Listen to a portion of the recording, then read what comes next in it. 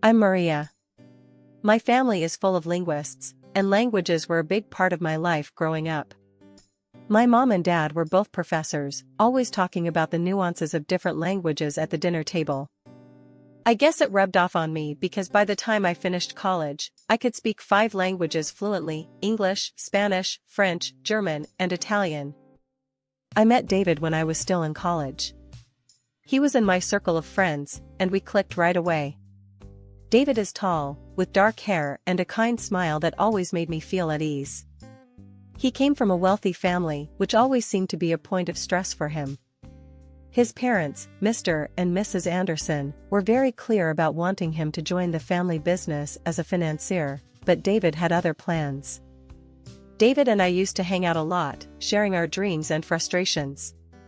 He would often vent about his parents' pressure. "Maria, I just can't see myself crunching numbers all day," he'd say, running a hand through his hair in frustration. "I want to work with animals, help them. That's what makes me happy." David secretly started volunteering at a local vet clinic, learning everything he could about animal care. He was so passionate about it, and I admired that about him. He was determined to make his dream come true, even if it meant going against his parents' wishes. "Maria, you should have seen this little puppy today. It was so scared, but once I calmed it down, it was all wagging tails and happy barks," he'd say, his face lighting up with joy. "That's amazing, David. You're doing something really special," I'd respond, genuinely happy for him. We were just friends, but I always felt a deep connection with David. We understood each other in a way that was rare. I loved languages, and he loved animals, but we both shared a passion for following our dreams. As graduation approached, David's parents intensified their pressure, and he became more conflicted. But through it all, we supported each other. We'd often meet up to vent and encourage one another. "You've got this, David," I'd say, giving him a reassuring smile. "You're going to be an amazing vet someday. And you, Maria, are going to be the best translator out there," he'd reply with a grin. It was a typical Friday night, and our group of friends decided to have a little get-together. We gathered at John's place, a cozy apartment that was perfect for our small party. There was a good amount of wine, some snacks, and lots of laughter. David and I were there, as usual, sharing stories and enjoying each other's company. "Maria, you've got to try this wine," David said, handing me a glass. "It's from a vineyard in France, supposed to be really good." "All right, but only if you promise not to let me get too tipsy," I replied with a grin, taking the glass from him. We talked for hours, our conversation flowing effortlessly. It felt different that night, more intimate, like we were seeing each other in a new light. As the party started to wind down, we found ourselves sitting on the couch, a little apart from the rest of the group. "Maria, do you ever think about what it would be like if we were more than friends?" David asked suddenly, his voice soft but serious. I was taken aback by his question, my heart pounding in my chest. I've thought about it, David," I admitted, my voice barely above a whisper. Before I knew it, we were leaning in, and then our lips met in a gentle kiss. It was electric, like something out of a movie. We pulled back, staring at each other in shock and wonder. "Wow," David said, his voice shaky. "I didn't expect that." "Me neither," I replied, feeling a blush creep up my cheeks. "But I'm not complaining." We sat there for a moment, the air between us charged with a new kind of tension. It was like the room around us faded away, leaving just the two of us in our own little world. "Do you want to get out of here?" David asked, his eyes never leaving mine. I nodded, not trusting myself to speak.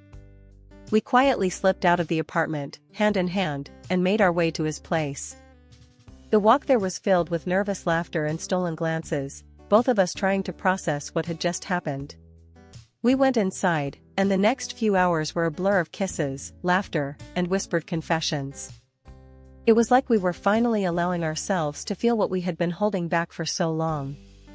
Everything felt right, like we were exactly where we were supposed to be. The next morning, I woke up in David's arms, feeling a mix of happiness and nervousness. I gently nudged him awake, needing to talk about what had happened. "David, wake up," I whispered, shaking his shoulder gently. He stirred, opening his eyes and giving me a sleepy smile. "Good morning, beautiful," he said, his voice rough with sleep. "Morning," I replied, feeling my cheeks heat up. "We need to talk about last night." After that romantic night, David and I decided we didn't want to wait any longer. We wanted to get married. We were so sure of our love, but we knew his parents might be a hurdle. When we told them, Mr. and Mrs. Anderson weren't thrilled. They had known me for years as David's friend, but as his wife? That was a different story. They didn't like that I wasn't from a wealthy family.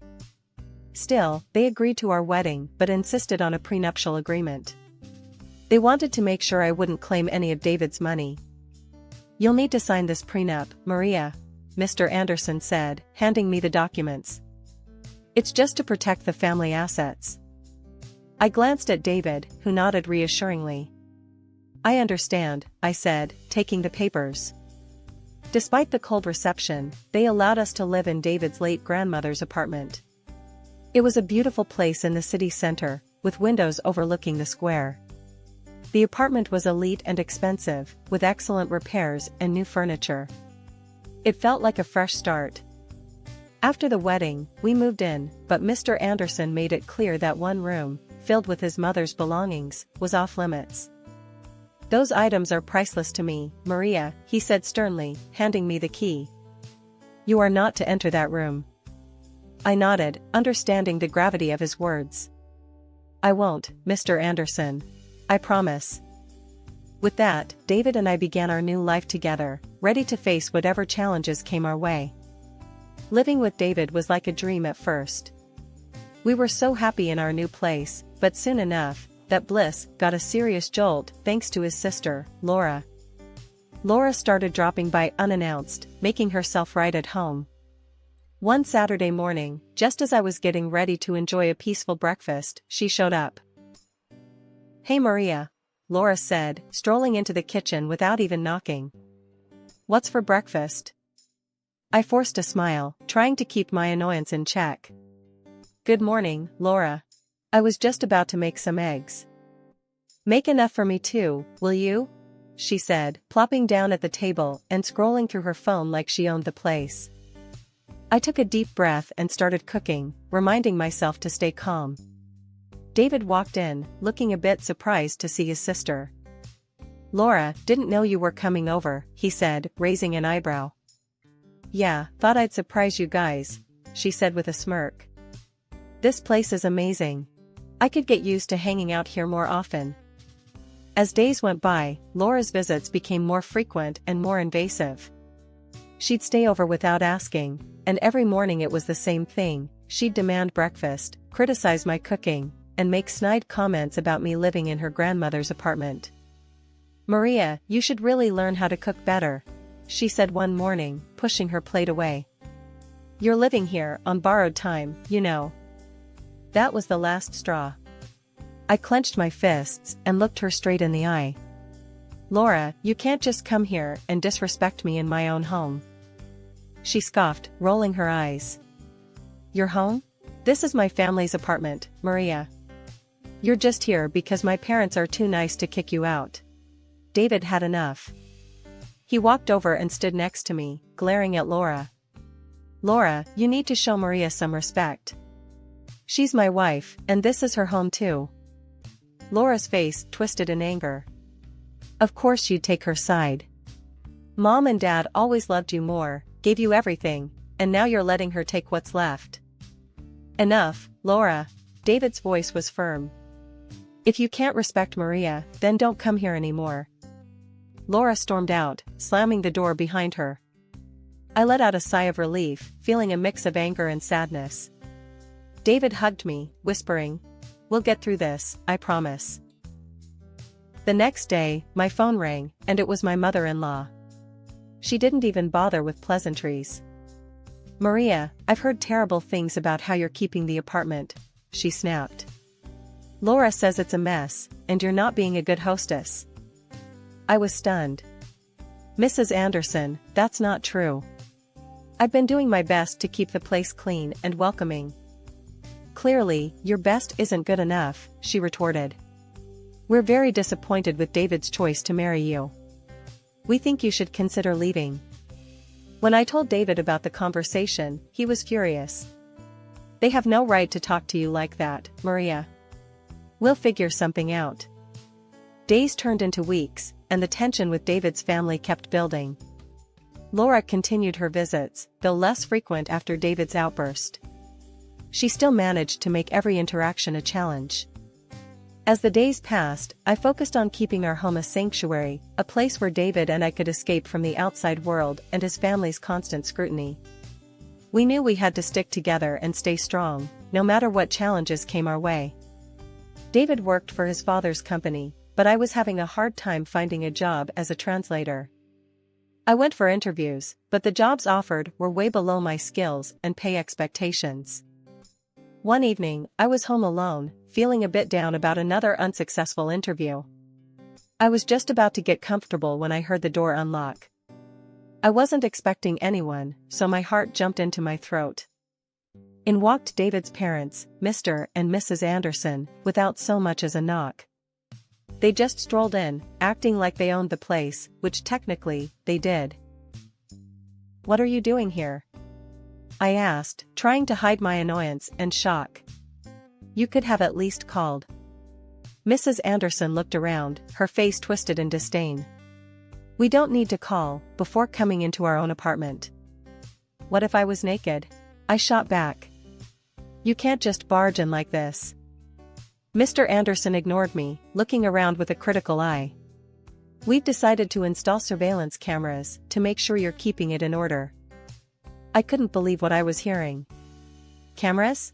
You're kidding, right? This is our home, not a prison." Just then, David came home, looking tired but quickly realizing something was wrong.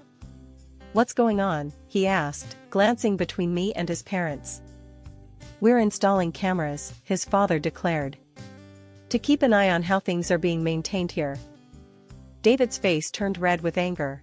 "This is ridiculous. You can't do that." "Yes, we can," Mr. Anderson snapped. "You owe everything to us. You should be grateful and keep quiet." Mrs. Anderson turned to me, her eyes cold. "You're a gold digger, Maria. You don't even have a job. You're just living off my son's money." That was the final straw. I looked straight at David and said, "I can't do this anymore. I want a divorce. I'm leaving." David's eyes widened in shock, but then he nodded. "If you leave, I'm going with you," he said, his voice steady. Mr. Anderson's face turned even redder. "If you walk out, you're cut off. No inheritance, no support." Mrs. Anderson added, "We'll move Laura in here for better control." That's when I had an idea. I winked at David and whispered, "Trust me, play along." David gave a slight nod. "All right, we'll get a divorce," he said, turning to his parents. They looked pleased with themselves. "Good," Mr. Anderson said. "We'll install the cameras and give Maria a month to find another place." Mrs. Anderson smirked. "You're doing the right thing, David. We'll have Laura move in next week." After David's parents left, he turned to me with a confused look. "Maria, why did you agree to a divorce and ask me to play along?" he asked, his eyes full of worry. I gave him a reassuring smile. "Just trust me, David. Do what I ask, and it'll all make sense soon." He sighed but nodded. "All right, I trust you." We hugged, and I could feel the tension in his shoulders ease a bit. A week later, David had to go on a business trip to Hong Kong for his father's company. As soon as David flew out, Laura and her boyfriend Rick showed up, just as his parents had promised. "Hey, Maria," Laura said with a smirk, walking in without knocking. "We're moving in to keep an eye on the place. You know, since you'll be leaving soon." I forced a smile. "Welcome, Laura, Rick. Just one thing, don't go into the locked room or touch anything there, okay?" Laura's eyes lit up with curiosity. "Why not? What's in there?" "Just family stuff," I said, trying to sound casual. She made a sly face and nodded. Sure, we won't touch it. For the next week, I tried to get along with them, but it was tough. They treated the place like a party house, spending David's father's money and having a blast. Every night was the same, drinking, loud music, and their constant attempts to put me down. Laura spent a lot of time near the locked room, smoking and clearly itching to get inside. She tried to act casual, but I could see the curiosity eating at her. Every time she made a move toward the door, I was there, making sure she couldn't sneak in. A week later, I decided it was time to put my plan into action. I walked into the living room where Laura and Rick were lounging. "Hey, I'm going to visit a friend for a few days," I said, grabbing my coat. "I'll come back later for my things." Laura's eyes sparkled with glee. "Really? That's great. Have fun." I nodded, keeping my face neutral. "Thanks. Just remember, don't go into the locked room." Yeah, we got it," Laura said, practically shooing me out the door. I left the apartment and checked into a nearby hotel, finally able to breathe a sigh of relief. I knew Laura's curiosity would get the better of her, and she'd try to get into that room the moment I was gone. Settling into my hotel room, I felt a strange mix of anxiety and satisfaction. I knew the next few days would be critical, but I was ready for whatever came next. David trusted me, and I was determined to see this through, no matter what. The morning after I left the apartment, I got a video call from Laura. I answered it, not sure what to expect, but ready for anything. Laura's face popped up on the screen, looking way too pleased with herself. She was standing in the middle of the now empty locked room, grinning like a cat that caught the canary. "Hey Maria, guess what?" she said, her voice dripping with smugness. "I broke the lock and threw all your crap out. Oh, and I changed the locks on the front door. Good luck getting back in now." I couldn't help it, I burst out laughing. Laura's smug expression faltered, confusion replacing her glee. "What's so damn funny?" she snapped. I wiped a tear from my eye, still chuckling. "Laura, you clueless fool. I took all my stuff with me. That room wasn't mine. It was packed with your dad's things. He specifically told me not to touch any of it." Her face turned ghostly white. "What? No, you're lying." "Nope," I said, smirking. "Those were your dad's precious belongings. He made it clear they were off limits." Laura's eyes widened in horror. She turned to Rick, who was lounging in the background. "Rick, you moron. We've got to get those things back from the trash, now." Rick jumped up, looking panicked. "What do you mean? We tossed everything last night. It's probably all gone by now." I watched the chaos unfold, feeling a deep sense of satisfaction. "Laura, maybe start thinking about what your dad will do when he finds out you trashed his stuff." Laura's face crumpled, and she began to cry, her shoulders shaking with sobs. "This can't be happening. We're so screwed." I couldn't hide my satisfaction as I watched her meltdown. "Well, Laura, maybe next time you'll listen to people when they warn you." With that, I ended the video call, feeling a wave of relief and triumph. Finally, karma had caught up with Laura, and it was a sight to see. I leaned back in my hotel chair, savoring the moment. It felt good to see her get a taste of her own medicine. After David got back from his business trip, he came straight to my hotel. We decided to head back to the apartment together, hoping to finally sort out the mess Laura had caused. As we arrived at the apartment, we were greeted by flashing lights and police officers. We walked up to find Laura, looking disheveled and panicked, talking to the police. Rick stood next to her, looking just as freaked out. Laura was waving her arms, trying to explain something. "It was a break-in," she was saying, her voice shaky. "All the valuable stuff from the locked room was stolen." Just then, Mr. Anderson pulled up, his face a mask of fury and concern. He stormed over to the police, demanding to know what was going on. "What's all this about a robbery?" he barked. One of the officers turned to him. "Sir, the young lady here claims the apartment was broken into and items were stolen from a locked room." Mr. Anderson's eyes narrowed. We need to check the surveillance footage. There are cameras installed in the apartment. Laura and Rick turned pale at the mention of cameras. They exchanged panicked glances, clearly realizing the trap they had walked into. The officer nodded. All right, let's take a look at that footage. We all went up to the apartment, and Mr. Anderson quickly accessed the camera system. As the footage played, it showed Laura and Rick breaking into the locked room and throwing out all the items. A heavy silence fell over the room as everyone watched the damning evidence. Laura's face was a picture of horror, and Rick looked like he was about to faint. Mr. Anderson's face turned a dangerous shade of red. Laura, what the hell have you done? He roared. Laura started to cry, her voice shaking. Dad, I'm sorry. I thought these were Maria's things. We didn't know what else to do. You lied to the police. You tried to stage a robbery to cover up your stupidity. Mr. Anderson exploded. I can't believe this. The police officer cleared his throat, looking stern. Ma'am, you've made a false report. That's a serious offense. Mr. Anderson shook his head, his voice trembling with rage. Because of your actions and this deceit, I renounce you, Laura. You're disinherited. You are no longer my daughter. Laura collapsed to the floor, sobbing uncontrollably. Dad, no. Please don't do this. The officer nodded to his partner, and they started filling out a report. We'll need to take you both in for questioning about this false report. Rick's face went white. David squeezed my hand, his face a mix of anger and relief. I can't believe she tried to pull this off. As the police escorted Laura and Rick out of the apartment, I felt a weight lift off my shoulders. It had been a long, hard road, but we had finally come out on the other side, stronger and more united than ever. David's father did exactly what he said he would. He cut Laura off completely. No more money, no future inheritance.